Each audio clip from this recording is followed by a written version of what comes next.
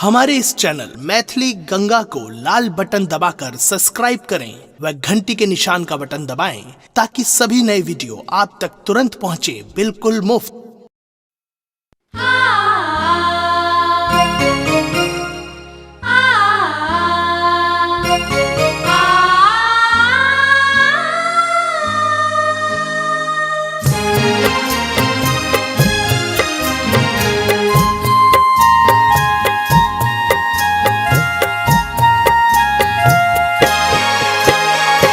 सब दिन उगै छहो दीनानाथ।